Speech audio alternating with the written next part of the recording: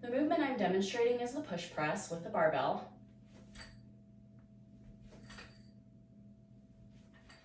Your grip is going to be about a thumb's from the smooth and the knurling. Bring the bar into the throat, right on top of the collarbone. And you can see right now that the bar is just on the collarbone, but I want you to bring your elbows up and prop up your shoulders so that there's 3 points of contact. Your left delt muscle, your collarbone, and your right delt muscle. A common fault is letting the elbows droop and the bar sits below the collarbone. I feel like people do this because when the bar is up high and you've turned your elbows up, it torques your shoulder a little bit, and people aren't sure that that's the correct feeling. But it is the correct feeling. There should be slight discomfort because your muscles are tightening to create stability in this upper body. Next, we're gonna go for the dip. I want your feet to be just inside of your squat stance. And then when you squeeze your butt, knees press outwards and then pop straight up. My head pushes through the bar. When you come back down, get your head out of the way, your elbows go up, and the bar returns back to the collarbone. It's really important to focus here on your body positions. It's easy to develop back pain if we're not focused on our core support. So when the bar is pushed into the throat, crunch your ribs in, tuck your pelvis under, and squeeze your butt as your knees go out. So a common fault is bending of the back and pushing the knees forward. I'm losing my core strength there. I'm really just letting this weight of the bar pinch my low back. Crunch your ribs, tuck your pelvis under, knees spread out, pop it overhead, my head pushes through the bar. Notice that the bar is right over my shoulders, hips, and ankles.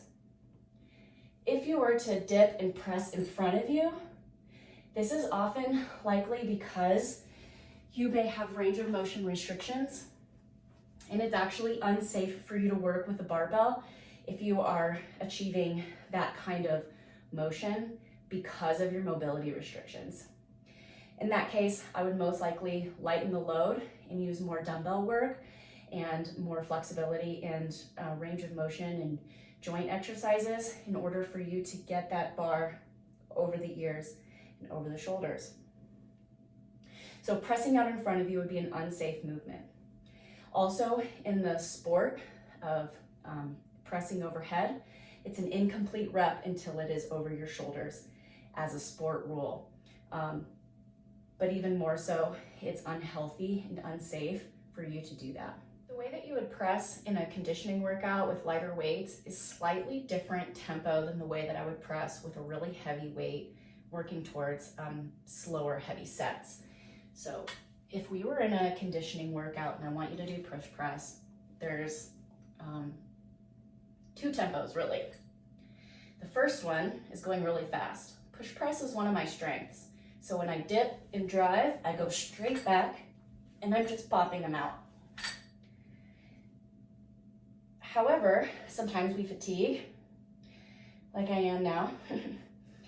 I'm gonna hold the bar overhead because this is actually, when I'm in a full lockout, is a more efficient place to rest the bar versus at my shoulders.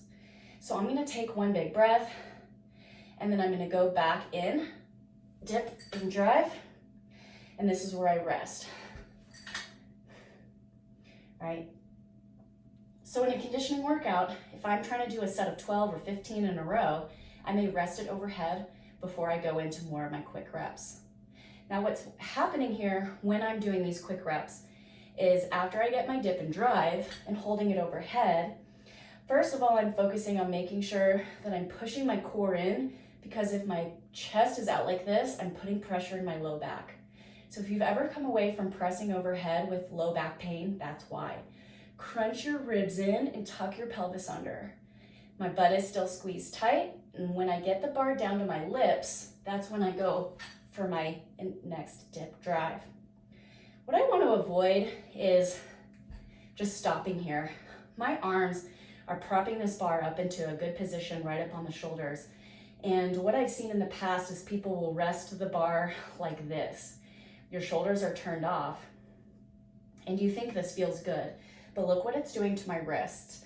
It's really getting them into an unsupportive position. I'm starting to feel pain around my wrist, and that's not good.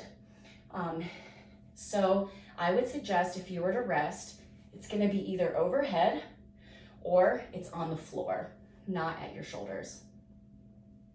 Now, if I were to be doing push press in a really heavy set, most likely, let's say I'm doing them for 3, I'm going to dip and drive, probably not gonna hold that heavy weight overhead. I'm gonna bring it back to my shoulders. When I'm at my lips, I'm gonna get a little dip with it, and then I'm just gonna take a second break here. Big breath, fill the diaphragm, dip, breathe out on the way up. If this is my heavy set, I bring it back to my shoulders, reset my core, my belly is in, pelvis tucked under, and then take my big breath again, go for my 3rd and final rep. So as you can see, depending on the stimulus of the workout will depend on how I'm resting with the bar and what my tempo will be. My biggest pet peeve with push press over the years is letting these elbows sag and the bar dropping below the collarbone. And when I've approached somebody to get it back on their shoulders, they would say, "But Jenna, I'm tired, I'm taking a rest break. It should be okay that I'm just holding it there." It is not. It's either in a good position or it's in no position. Set it down on the ground and get your rest. I feel oftentimes it's a mental breakdown. If you set the bar on the ground, something in your body says if you set it down, you're kind of a failure. You're a little bit lazy. In my opinion, having these elbows drop below the shoulders, that's lazy. You're trying to act like you're in control and that you're still in it, but in reality, that's the failure. So it's a good position or it's no position. Set it on the floor or hold it over your head or fatigue yourself with it at your shoulders in the proper position.